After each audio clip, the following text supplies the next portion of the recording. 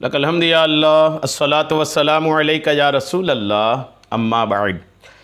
सिलसिला है नाज़रीन की तरफ से पूछे गए सवालों के जवाब पेश करने का।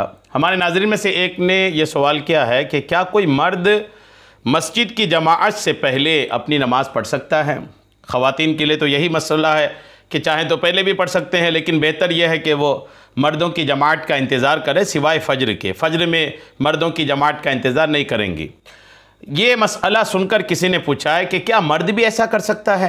आइए तवज्जो के साथ जवाब सुनिए। याद रखें कि मर्दों के लिए जमाअत के साथ नमाज पढ़ना सुन्नत मुअक्कदा और वाजिब के दर्जे में है।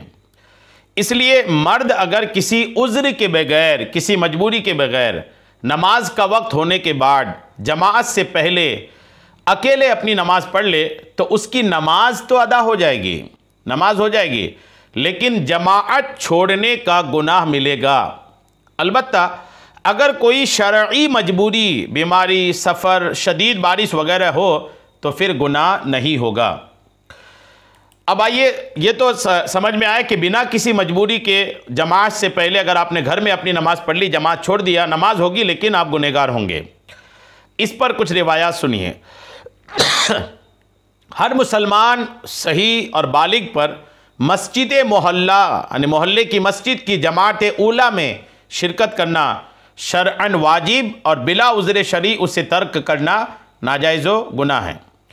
मुसन्नफ़ इब्न अबी शैबा, सुनन दारक़ुतनी, मुस्तदरक लिल हाकिम, सुनन कुबरा लिल बहक़ी, मारिफ़तुस सुनन वल आसार, कंजुल उम्माल और मुसन्नफ़ अब्दुल रज़्ज़ाक़ में आक़ा करीम अलैहिस्सलाम की ये इरशाद है। हुज़ूर फरमाते हैं कि मस्जिद के पड़ोसी की नमाज नहीं मगर मस्जिद में। क्या फरमाया कि मस्जिद के पड़ोसी की नमाज नहीं मगर मस्जिद में। इमाम सौरी रहमतुल्लाह तआला अलैह की हदीस में है कि हज़रत अली से अर्ज़ की गई कि मस्जिद का पड़ोसी कौन है, तो इरशाद फरमाया कि जो आज़ान की आवाज़ सुने, जो आज़ान की आवाज़ सुने वो मस्जिद का पड़ोसी है। मुसन्नफ़ अब्दुल रज़्ज़ाक़ की हदीस नंबर 1915। और एक हदीस पाक में रसूल करीम अलैहिस्सलाम ने आज़ान सुनकर बिला उज़्र जमात छोड़ने को जुल्म और निफाक से ताबीर फरमाया है।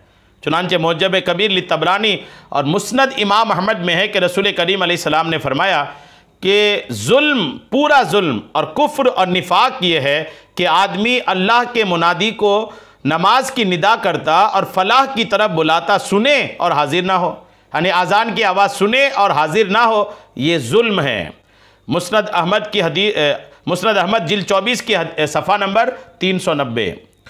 और सही बुखारी और सही मुस्लिम और सुनन अबू दाऊद वगैरह में अबू हुरैरा से यह हदीस पाक मरवी है कि हुज़ूर अकरम ने इरशाद फरमाया, तहकीक मैंने इरादा किया कि मैं अपने जवानों को हुक्म दूँ बस लकड़ियों के गट्ठे जमा करें, फिर मैं उन लोगों के पास आऊँ जो बगैर किसी मजबूरी के घरों में नमाज़ पढ़ते हैं, तो मैं उनको आग लगा दूँ, उनके घरों को आग लगा दूँ। अबू दाऊद शरीफ किताबुस सलात की जिल्द 1 की सफ़ा 150 है।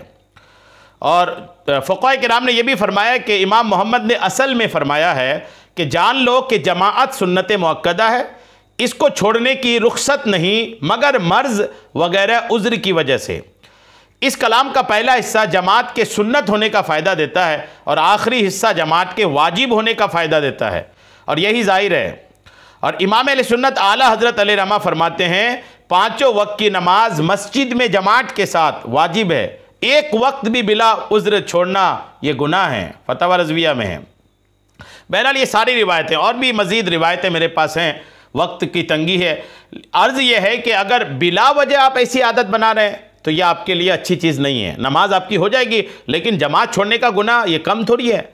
वक्त है आपके पास, रब ने मस्जिद जैसी नेमत दी है, तो आप बिना मजबूरी ऐसा ना करें कि आप जमात छोड़कर घर में पढ़ रहे हैं। हाँ, कोई मजबूरी हो, शरई मजबूरी हो, आपकी अपनी मजबूरी नहीं, शरई मजबूरी हो, तब जाकर है कि आप पढ़ लें। लेकिन आप अपनी यूं ही बना रखें कि नहीं जाना है मस्जिद, घर में पढ़ लेना है, जी नहीं।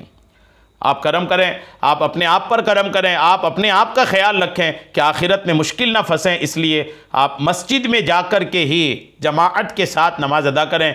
इसमें 27 गुना ज़्यादा सवाब भी मिलेगा और मस्जिद की बरकतें भी हासिल होंगी। अल्लाह करीम हम सबको शरीअत के तमाम मसाइल सीखने, समझने और उस पर अमल की तौफ़ीक़ अता फ़रमाए। आमीन। बेजाहिन नबील अमीन सल्लल्लाहु ताला अलैहि वसल्लम।